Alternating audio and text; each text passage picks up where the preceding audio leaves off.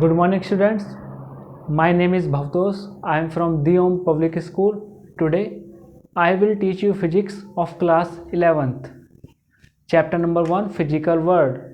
आज हम बात करेंगे fundamental forces in nature.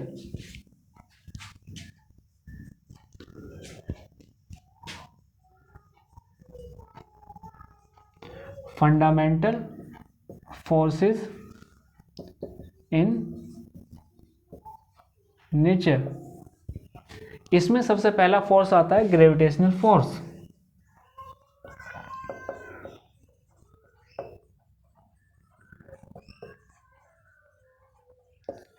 Gravitational force आखिर होता क्या है?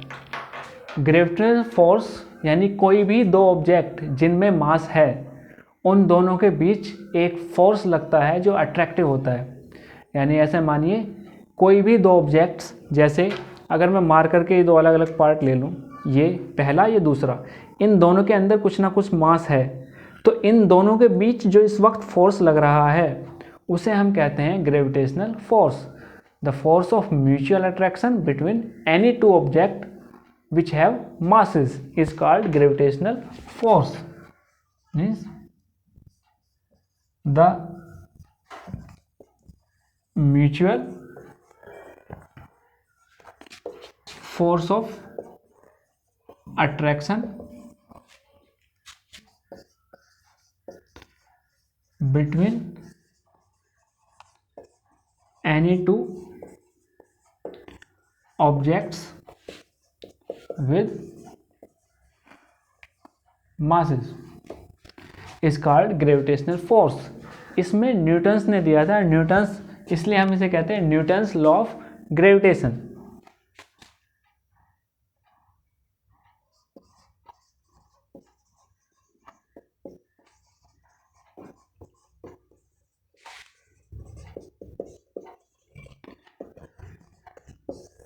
न्यूटन ने हमें बताया था कि अगर हमारे पास, अगर उन्होंने लिया था अर्थ का, इसे हम मान लें अर्थ मान लें, इसका मास कैपिटल M, और ये कोई ऑब्जेक्ट ले लें जिसका मास हमने ले लिया स्मॉल m, या फिर दो ऑब्जेक्ट ले लेते हैं, एक का मास कैपिटल M दूसरे का स्मॉल m, और इनके अगर बीच की डिस्टेंस सेंटर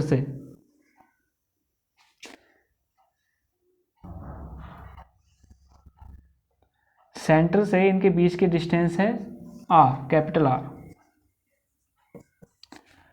तो इनके बीच में जो फोर्स लग रहा है म्यूचुअल फोर्स ऑफ अट्रैक्शन, जिसे हम डिनोट करते हैं कैपिटल F से, वो इनके मास के प्रोडक्ट के डायरेक्टली प्रोपोर्शनल होगा. यानी कि force of attraction between two object is directly proportional to the product of their masses, यानी capital M multiply small m. This is the first equation.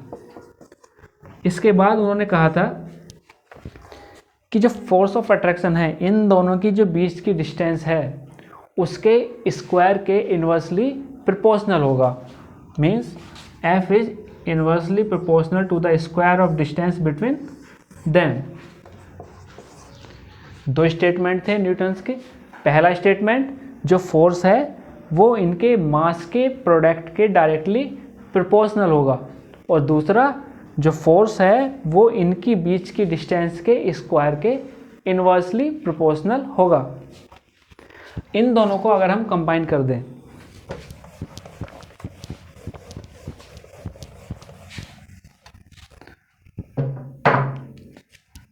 On combining equations 1 and 2, तो ये हो जाता है force is directly proportional to product of masses and inversely proportional to the square of distance between them. यानी F is directly proportional to capital M multiply small m upon distance का square. R यहाँ पे distance है, M इस object का मास है पहली का, और स्मॉल m दूसरी ऑब्जेक्ट का मास है. अगर हम यहाँ से बीच में से प्रोपोर्शनलिटी का साइन हटाते हैं तो इसकी जगह हम लगाते हैं G.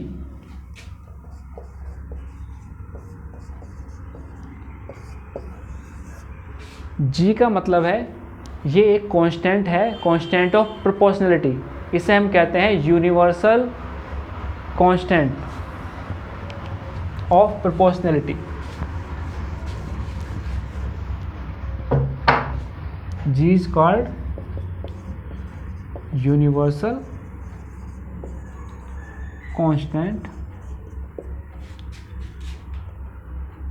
इसकी वैल्यू होती है 6.6 इंटू 10⁻⁻34 न्यूटन मीटर स्क्वायर पर किलोग्राम स्क्वायर, ये इसकी वैल्यू होती है। अब इसकी प्रॉपर्टीज की बात करें,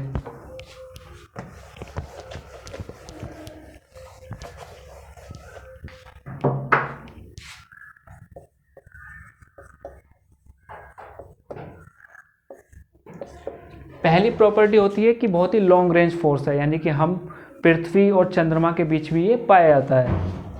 पहली property, it is a long range force, यानी कि बहुत ही लंबी दूरी तक ये महसूस किया जा सकता है, इन्फिनिटी तक। इसके अलावा इसका नेचर होता है अट्रैक्टिव, ये दो ऑब्जेक्ट को अपनी तरफ खींचता है हमेशा, यानी कि एक दूसरे को खींचने की कोशिश करता है। तीसरा,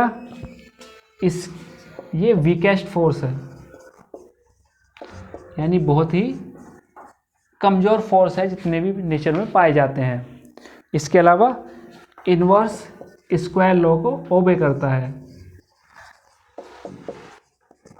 ओबे इनवर्स स्क्वायर लॉ। स्टूडेंट्स, आज हमने पढ़ा ग्रेविटेशनल फोर्स के बारे में, आगे हम और फंडामेंटल फोर्सेस के बारे में पढ़ेंगे। आज के लिए इतना ही, थैंक यू।